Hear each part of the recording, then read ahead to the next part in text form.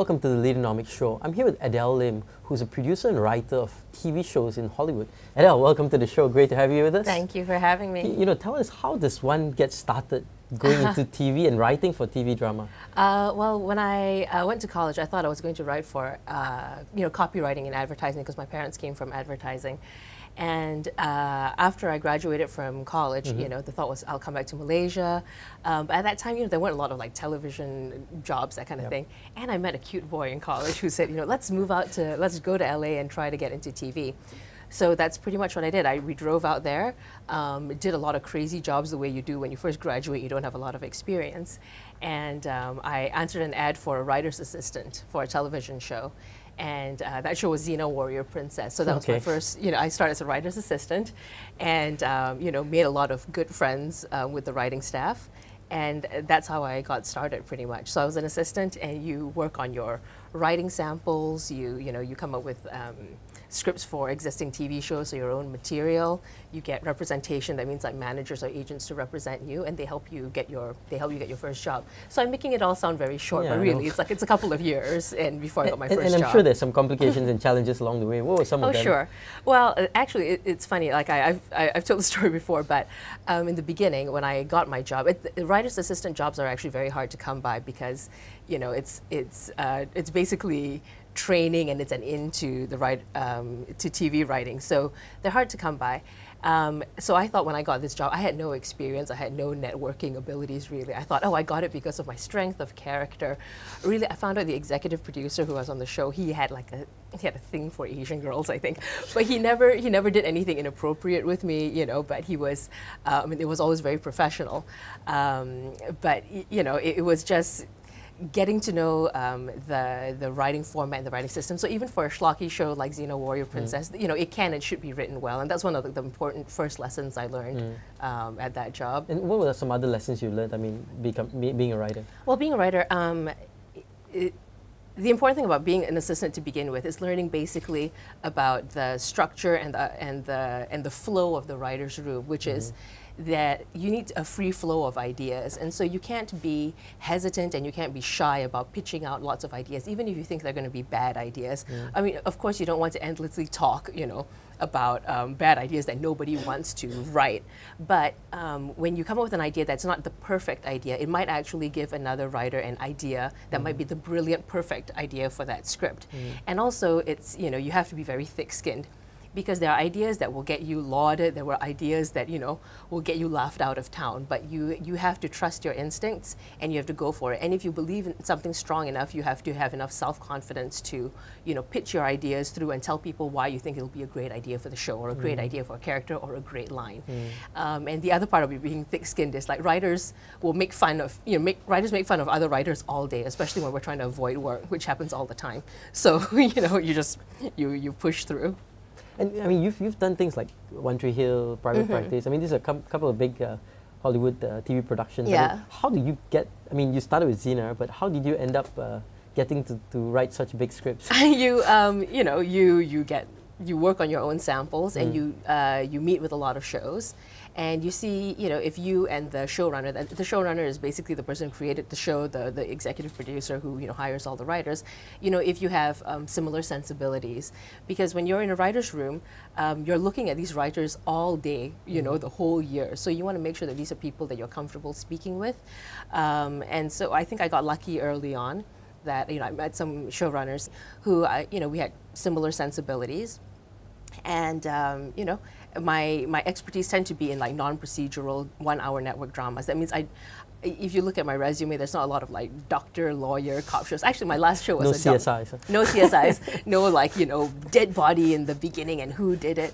My last show was a doctor show, but it's less about the medical case than it is about the personal drama. So a lot of my 1-hour experience tends to be about like interpersonal drama or crazy, quirky things. Like I worked on a show called Life on Mars, which is about like time travel and existentialism and personal drama. So I tend to like, I think my specialty is about character-driven dramas.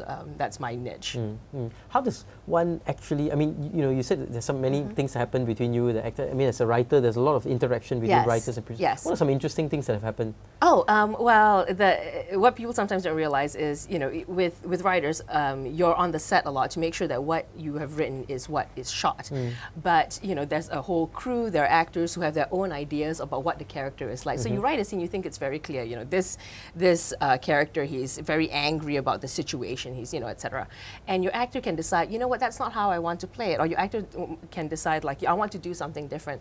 So, I've told the story before, I can't like name like specific names, but there'll be a fight scene with some characters, and a character you've scripted who's not in the fight suddenly decides, you know what, I don't want to be inactive. I want to go in there and I want to punch somebody out.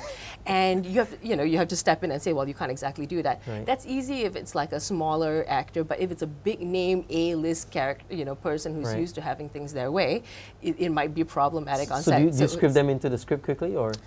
Well, it depends. If it helps the story, yes. But if it hurts the story, it's the writer's job to protect the integrity of the script. And so, it's sometimes it's dealing with a lot of strong personalities. And you have to have a very good reason for every decision you make for a character, for every line they give. You can't just decide like, oh, I wanted you to say that because it seemed like a fun thing to do. That's not good enough. These people, actors take their jobs very seriously. They want to know their motivations. They want to know why they're there. They want to know why they're doing the things that they're doing. And so you need to have a good explanation. Oh, you need to be good at making things up on the spot. So how do you prep yourself to such a role? I mean, you need to know your material. You need to know your material, and you need to prep every day. So I mean, the process of writing the script is long and laborious, and there's a lot of rewrites, and you do it with a lot of writers before you work on your own. But then when it gets to shooting, before you know what scenes are going to shoot the next day. So before you go into your day, basically you need to like go through all your scenes, look at it again, make sure you have a good explanation for why everything is happening. Make sure your research is done, because you'll get a lot more respect and a lot more cooperation if people feel that what you say has worth, or you've done the due research. What are some interesting folks that you've met, or exciting people that you've met on? Well, I think the most fun show I was on, I mean, it's not the most critically acclaimed necessarily, it was probably Las Vegas, but it was a lot of fun because you'd have a lot of actors and performers who just want to come in. So I wrote an episode with Jean-Claude Van Damme in the, in our teaser, and it was fun because we only had him for a little bit of time. So basically we created this character where he played like a not very pleasant action star, and we killed him off right in the beginning. We had him play, a guy who was just obnoxious to be around, and his stunt double kills him. He had him like plunge off a building to his death, and so it was great. It was great, spending time with him and seeing him like hung from the ceiling with wires. He had a great attitude, and on that show, it's I remember. Like in a 2-month period, it was like him, I met Snoop Dogg and the Black Eyed Peas, and and it was, I remember thinking like, wow, this is great, I get paid to do this, but at the end of the day, it's, it's still serious work, You talk a lot about the light side. I mean, what are some of the downside of being a writer? I mean, what is the... Oh, there are a lot of downsides, and the big downside, first of all, is like nobody really realizes how much work goes into putting a script together. The writers get together, they talk about the ideas for the whole season, but there are so many things that constrict you, in terms of production, budget, what the studio and the network want to do, and there are so many rewrites on every level. So it might be an episode that it's just 47 minutes of TV, but it's taken you months and months and months of writing, rewriting. So that's very frustrating then. Yeah, sometimes it's frustrating, and you get a lot of notes. And in the beginning, I remember thinking like, oh, notes is another term for feedback. So you get feedback from everybody, your fellow writers, you get feedback from the studio and the network, people saying, it's just like, or even sometimes, the actors saying like, the lines don't work for them, the story doesn't work for them. And you have to have, enough humility to go like, my first draft wasn't perfect. No writer ever writes a script saying like, oh, this is my first draft is untouchable. It's perfect. It's like taking dictation from God. Like you never hear that. Or if they say that, their writing's invariably bad.